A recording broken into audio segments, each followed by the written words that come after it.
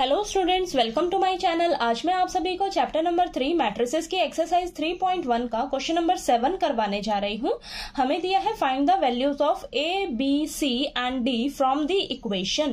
तो question number 7 में हमें ए, बी, सी और डी की वैल्यूज फाइंड आउट करके बतानी है। ठीक है, हमें यहाँ पर दो मैट्रिसेस दी हुई है, दोनों मैट्रिसेस के बीच में इक्वल का साइन दिया हुआ है। ठीक है, इक्वल का साइन दिया हुआ है यानी कि ये दोनों मैट्रिसेस एक दूसरे के इक्वल दी हुई है। ठीक है, जब दो मैट्रिसेस एक दूसरे के इक्वल होती हैं तो क्या होता है, उनके जो करस्पॉन्डिंग एलिमेंट्स है ना वो भी एक दूसरे के इक्वल होते हैं। ठीक है, तो हम क्या करेंगे, इनके करस्पॉन्डिंग एलिमेंट्स को कंपेयर करके ए, बी, सी और डी की वैल्यूज फाइंड आउट करेंगे। ठीक है, तो चलिए स्टार्ट करते हैं, फटाफट से इनके करस्पॉन्डिंग एलिमेंट्स को कंपेयर कर लेते हैं। ठीक है, तो यहां पर देखिए ये जो एलिमेंट है ए माइनस बी, ए माइनस बी किसके इक्वल हो जाएगा, -1 के।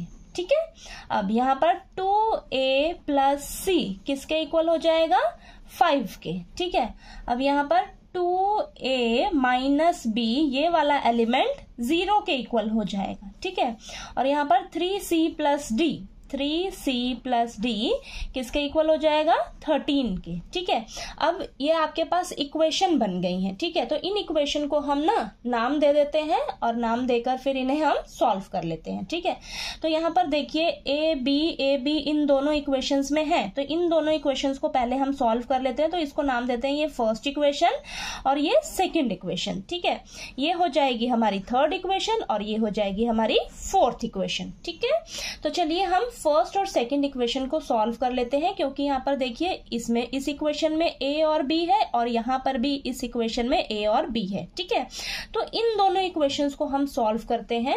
तो चलिए इन दोनों इक्वेशंस को हम सॉल्व करेंगे एलिमिनेशन मेथड से। क्यों, क्योंकि देखिए यहाँ पर एलिमिनेशन मेथड से सॉल्व करने पे ये बी और बी जो है ना वो कैंसल हो जाएंगे। ठीक है, देखिए तो यहाँ पर लिखिए आप, solve equation first and second by elimination method, elimination method. ठीक है, तो फर्स्ट और सेकंड इक्वेशन को चलिए एलिमिनेशन मेथड से सॉल्व करते हैं। तो ये फर्स्ट इक्वेशन है हमारी a minus B is equal to -1, 2a minus B is equal to 0। ठीक है, तो फटाफट से इनके साइन चेंज कर लेते हैं। प्लस का 2a है, ये माइनस का 2a हो जाएगा, माइनस का b है, प्लस का b हो जाएगा और ये 0 है, कोई फर्क तो पड़ेगा नहीं। ठीक है, तो यहाँ पर देखिए अब प्लस का a है, माइनस का 2a है। ठीक है, तो यहाँ पर बचेगा हमारे पास माइनस का a। ठीक है, माइनस का b प्लस का b आपस में एलिमिनेट हो जाएंगे यानी कि कैंसल हो जाएंगे। ठीक है, ये इक्वल का साइन और ये -1 हमारा एज इट इज नीचे आ जाएगा। ठीक है, अब यहाँ पर देखिए हमें तो a का वैल्यू चाहिए ना, तो ये माइनस से माइनस कैंसल हो जाएगा, तो a की वैल्यू हमारे पास निकल कर आ जाएगी 1। ठीक है, a की वैल्यू 1 आ गई। अब आप क्या करिए, इस a की वैल्यू को हम चाहे फर्स्ट इक्वेशन में पुट कर लीजिए चाहे सेकंड इक्वेशन में पुट करके b का वैल्यू निकाल लीजिए। ठीक है, तो यहां पर मैं लिख लेती हूं, put the value of a is equal to 1 in equation, first equation में रख लेती हूं। ठीक है, तो फर्स्ट इक्वेशन है हमारे पास a minus B is equal to -1। a की जगह क्या रख लेंगे, हम 1 रख लेंगे और ये minus B is equal to -1 as it is. ठीक है, तो ये 1 प्लस का है, इस साइड जाकर माइनस का हो जाएगा। ठीक है, तो -1 ऑलरेडी यहाँ पर है पहले से ही और ये 1 इधर जाएगा तो -1 हो जाएगा। ठीक है, तो यहाँ पर देखिए minus B is equal to ये माइनस माइनस प्लस, लेकिन साइन माइनस का रहेगा। ठीक है, तो -2 आ गया। अब माइनस से माइनस कैंसिल हो जाएगा तो हमारे पास b की वैल्यू क्या बचेगी, 2।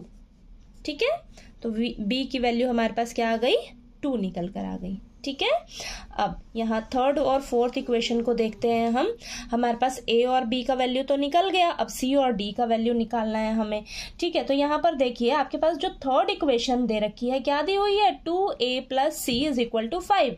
तो हमारे पास तो a का वैल्यू निकल गया है। ठीक है, तो जैसे ही हम a का वैल्यू यहाँ पर रख देंगे थर्ड इक्वेशन में तो हमें c का वैल्यू मिल जाएगा।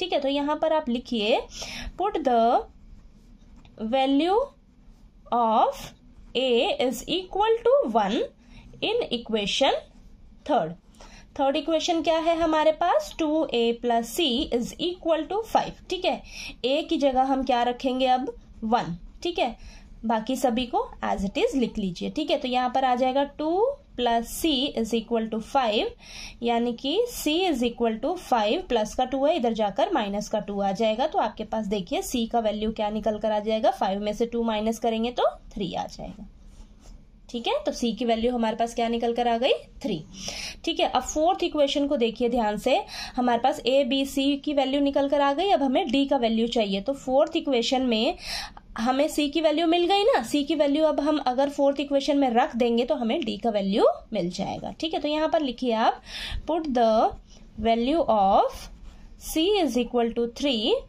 इन इक्वेशन फोर्थ, ठीक है। तो फोर्थ इक्वेशन क्या है हमारे पास, 3c plus D is equal to 13, ठीक है। तो यहाँ पर 3 इंटू सी का वैल्यू 3 है और ये plus D is equal to 13, ठीक है। तो 9 plus D is equal to 13। तो यहाँ पर देखिए प्लस का 9 है, इधर जाकर क्या हो जाएगा, माइनस का 9, ठीक है। माइनस का 9 आ गया।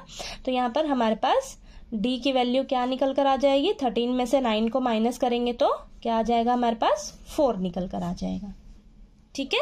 आगे हमारे पास देखिए ए बी और सी और डी का वैल्यू निकल कर आ गया। तो यहाँ पर आप लिख लीजिए दोबारा से, ए का वैल्यू 1 आया है, बी का वैल्यू हमारे पास कितना आया है 2, और सी का वैल्यू हमारे पास आया है 3, और डी का वैल्यू हमारे पास निकल कर आ गया है 4, ठीक है। तो देखिए यहाँ पर मैंने ये दोबारा से लिख दिया है सभी का वैल्यूज, ठीक है। तो यहाँ पर देखिए जब हमने करस्पॉन्डिंग एलिमेंट्स को कंपेयर किया तो हमारे पास ये देखिए इक्वेशन की फॉर्म बन गई है ना सभी। तो इन इक्वेशंस को हमने सॉल्व करके क्या किया है, ए बी सी और डी का वैल्यू जो है वो एक एक करके निकाल लिया है, ठीक है। तो ये क्वेश्चन आपको, क्वेश्चन नंबर 7 जो है वो अच्छे से क्लियर हो गया होगा। कोई डाउट आए कहीं पर भी तो प्लीज आप मेरे से पूछिएगा, और वीडियो अच्छा लगे तो प्लीज लाइक कीजिए, शेयर कीजिए और ज्यादा से ज्यादा सब्सक्राइब कीजिएगा मेरे चैनल को। Thank you so much.